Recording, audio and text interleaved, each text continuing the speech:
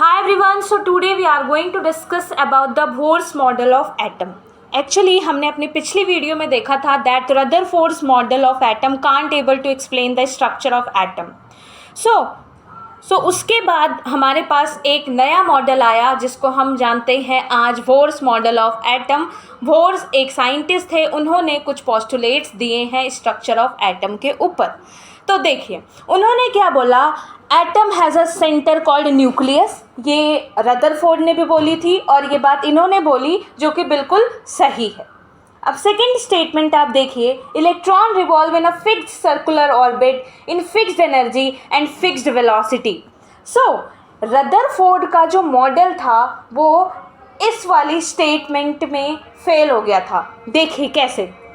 Rutherford ने क्या बोला, रदरफोर्ड ने बोला कि भैया जैसे ऊपर सोलर सिस्टम में क्या होता है, प्लैनेट्स रिवॉल्व करते रहते हैं, राइट. ऐसे ऐसे प्लैनेट्स रिवॉल्व करते रहते हैं. यहाँ पे सेंट्रीपिटल फोर्स होती है, एक ऑर्बिट में प्लैनेट्स रिवॉल्व करते रहते हैं. इन्होंने क्या बोला, सेम इसी तरह ये क्या है, एक एटम का स्ट्रक्चर है, यहाँ पे न्यूक्लियस है और ये ऑर्बिट है, यहाँ पे इलेक्ट्रॉन रिवॉल्व करते रहते हैं. पर ये तो कोई चार्ज बॉडी है नहीं, इसके ऊपर चार्ज है ही नहीं, इसके ऊपर नो चार्ज, लेकिन यहाँ पे इलेक्ट्रॉन के ऊपर चार्ज है. तो आपको याद होगा मैक्स प्लैंक एक साइंटिस्ट थे, उन्होंने क्या बोला था, the accelerating charge particle radiates energy. तो ये क्या करेगा, ये एनर्जी रेडिएट करेगा, ये रिवॉल्व कर रहा है तो एनर्जी तो रेडिएट करेगा और एनर्जी रेडिएट कर करके ये इसी न्यूक्लियस पे क्या करेगा, गिर जाएगा. पर ऐसा तो होता नहीं है. तो इसी जगह पे रदरफोर्ड का मॉडल फेल हो गया था. लेकिन बोhr ने क्या बोला, बोhr ने बोला कि ये रिवॉल्व तो करते हैं ऑर्बिट में, लेकिन उसकी एक सर्कुलर ऑर्बिट में, उस ऑर्बिट में रिवॉल्व करेंगे जिसकी फिक्स एनर्जी होगी, एनर्जी चेंज नहीं होगी, किसकी, ऑर्बिट की, और फिक्स्ड वेलोसिटी होगी. मतलब फिक्स्ड ही वेलोसिटी पे घूमेंगे और फिक्स्ड ही एनर्जी पे रिवॉल्व करेंगे. फॉर एग्जांपल अगर फिक्स्ड एनर्जी, उनके कहने का मतलब यह है, फॉर एग्जांपल इलेक्ट्रॉन जो है यहाँ इस ऑर्बिट में रिवॉल्व कर रहा है, ठीक है. अब मुझे इस ऑर्बिट से इलेक्ट्रॉन अगर बाहर निकालना है, इसको मुझे अगर बाहर निकालना है तो मुझे इसको एक फिक्स्ड एनर्जी देनी पड़ेगी, ये तभी बाहर निकलेगा. फॉर एग्जांपल मैं कुछ भी मान लेती हूँ, मान लो इसको मैंने मान लिया कि इसको 2 इलेक्ट्रॉन वोल्ट एनर्जी चाहिए निकालने के लिए. अगर मैंने 1 दिया ना तो ये जो इलेक्ट्रॉन है वो बाहर नहीं निकलेगा. जब मैं इसको 3 दूंगी तब ये इलेक्ट्रॉन इस ऑर्बिट से निकल के बाहर जाएगा. यहाँ पे इस बात का फिक्स्ड एनर्जी का मतलब ये है, और इसकी जो इलेक्ट्रॉन की जो वेलोसिटी होती है ना वो भी फिक्स्ड होती है, राइट. अब हम बात करते हैं उसके थर्ड पोस्टुलेट के बारे में. इलेक्ट्रॉन रिवॉल्व ओनली इन दो circular orbit for which the angular momentum, यहाँ पे मोमेंटम है, angular momentum L is the integral multiple of h/2 पाई. यहाँ पे आ जाती है क्वांटाइजेशन कंडीशन, राइट. यहाँ पे ये क्या आ जाती है, क्वांटाइजेशन वाली कंडीशन आ जाती है, ठीक है. यहाँ पे क्या बोल रहे हैं कि इलेक्ट्रॉन जो होगा, ठीक है, राइट. मान लो ये एटम है, ये हो गया मेरा ऑर्बिट, यहाँ पे क्या है, न्यूक्लियस, ठीक है. तो ये जो इलेक्ट्रॉन है, ये जो इलेक्ट्रॉन है ये उसी सर्कुलर ऑर्बिट में रिवॉल्व करेंगे जिसका जो एंगुलर मोमेंटम होगा वो किसके मल्टीपल में होगा, h/2 पाई, राइट. तो क्या मैं इसको ऐसे लिख सकती हूँ कि angular momentum is equal to n. n क्या यहाँ पे है, एक इंटीजर है, मतलब कि ये क्वांटा है. ये 1 हो सकता है, 2 हो सकता है, 3 हो सकता है, 4 हो सकता है. मतलब कि ये जो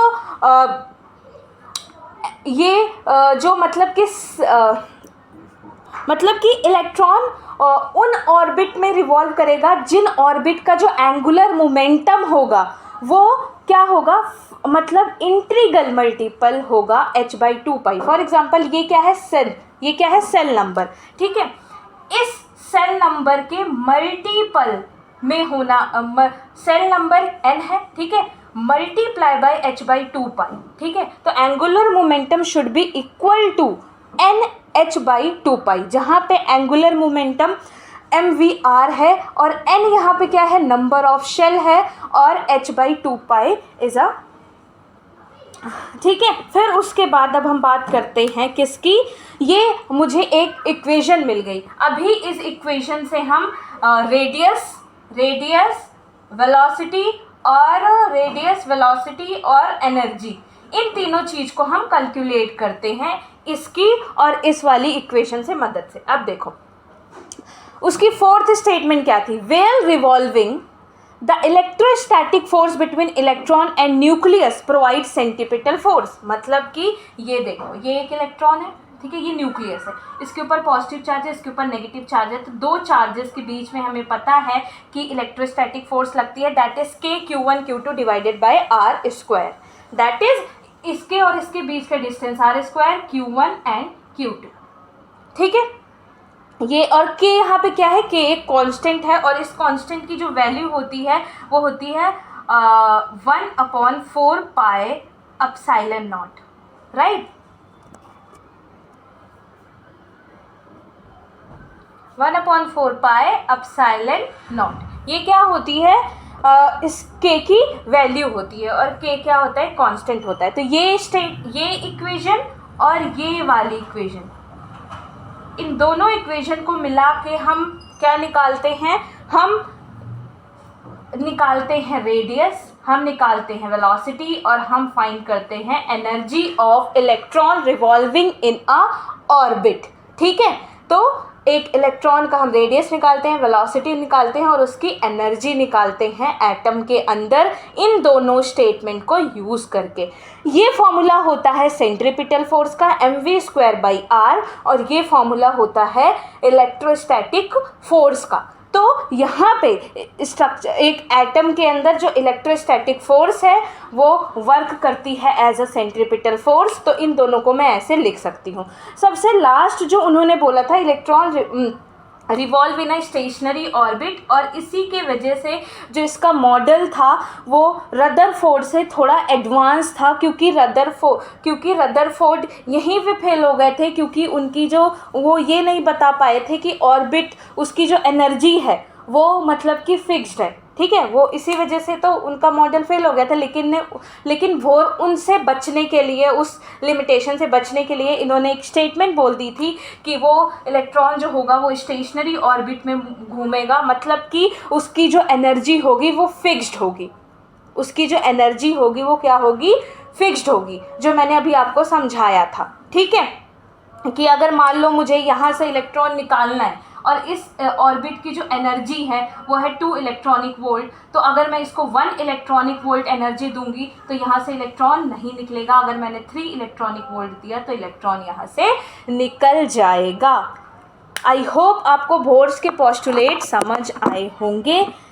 अब हम इन दोनों स्टेटमेंट का, ये वाली जो एक स्टेटमेंट है और ये वाली स्टेटमेंट नहीं, सॉरी, ये वाली इक्वेशन और ये वाली इक्वेशन की यूज़ से, मैं आपको डेरिवेशन नहीं कराऊंगी, इसको ही यूज़ करके यहाँ पे ये लोग रेडियस फाइंड करते हैं, वेलोसिटी फाइंड करते हैं और एनर्जी फाइंड करते हैं एक इलेक्ट्रॉन की, जो एटम के अंदर रिवॉल्व करता रहता है, ठीक है। तो मैं आपको डायरेक्टली बता देती हूँ क्योंकि मैं यहाँ पे डेरिवेशन नहीं करा रही। So as you can see on a screen that this is a radius of electron that is revolving in a atom, right? And n क्या है वहाँ पे, शेल नंबर ऑफ इलेक्ट्रॉन, और z क्या है, atomic number of that element. For example यहाँ पे आपको दे दिया हाइड्रोजन, तो बोर का मॉडल आप लोगों को पता ही होगा कि it is applicable only to hydrogen and hydrogen like species, ठीक है। तो सिंगल इलेक्ट्रॉन स्पीसी के लिए क्या था, वो अप्लीकेबल है इसका बोर का मॉडल। ये एक लिमिटेशन भी है जो कि अभी हम बाद में बात करेंगे, ठीक है। सो यहाँ पे क्या है, जेड क्या है, atomic number of that element, ठीक है। फॉर एग्जाम्पल हमें ये बोल दिया कि find the radius of electron, ठीक है, that is revolving in a hydrogen atom, something like that, ऐसा हमें क्वेश्चन दे दिया। So here Z is atomic number and N is a shell number. Same यहाँ पे भी एटॉमिक नंबर, शेल नंबर, ये फॉर्मूला है, और टोटल एनर्जी भी एज इट इज़ निकल जाएगी। और ये सब अगर आपके माइंड में क्वेश्चन आ रहा हो कि भाई ये तीनों आए कहाँ से, तो ये तीनों आए इससे।